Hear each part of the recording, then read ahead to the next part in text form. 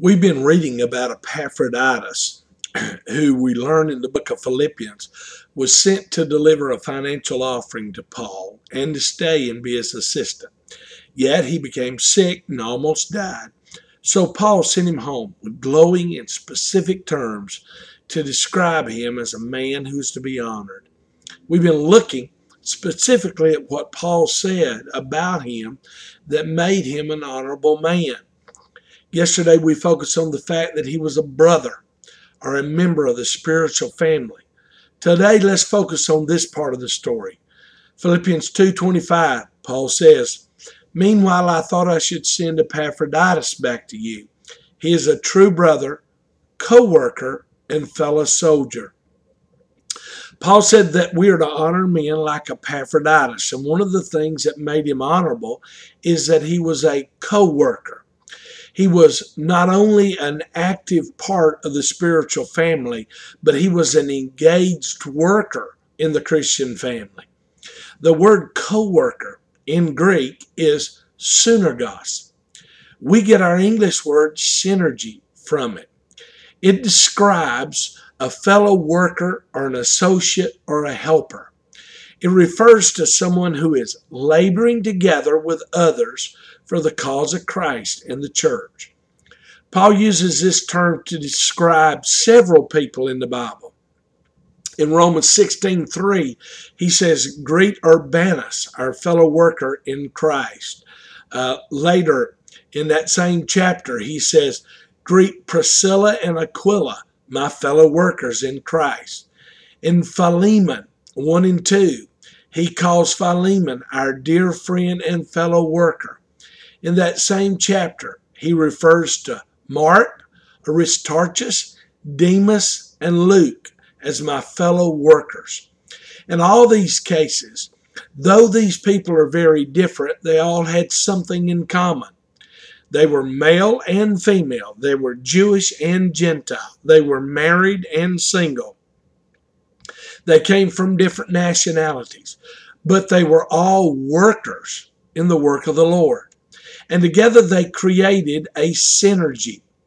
As you may know, synergism takes place when the efforts of a group of people are combined together.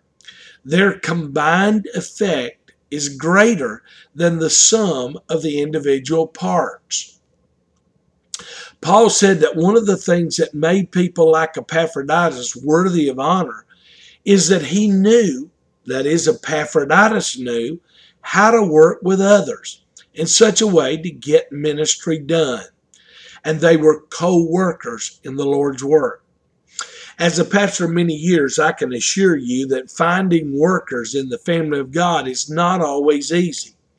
Leaders such as Paul cherished people like Epaphroditus and others who synergetically give their time, talent, and efforts to expand the work of the Lord. I've seen people spend hours and spend energy to serve Christ through the church. That is the context of what Paul is talking about. Epaphroditus worked with him in the cause of Christ. He was not a lone ranger who had to work alone and do everything his way. He worked with other believers. He was a co-worker. And as a result, these co-workers produced a great effect on the world. Today, let's ask God how we're doing in this area. Do I have to do things my way and on my terms, or I don't do anything at all?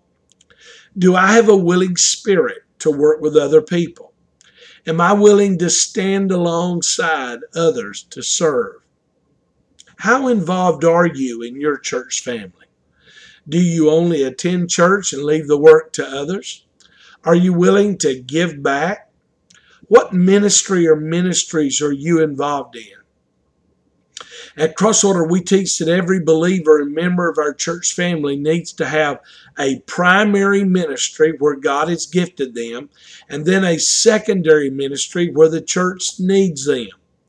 Today, find your place and stand alongside others as co-workers in the ministry. All right, here's a thought for today. Carry it with you. The thought is simple. I need to get involved. And as you end your quiet time today, pray this: God, help me not to sit on the sidelines and watch others carry the load. Help me to find my place of ministry and to give of my energy, resources, and talents to be a co-worker within your family. God bless.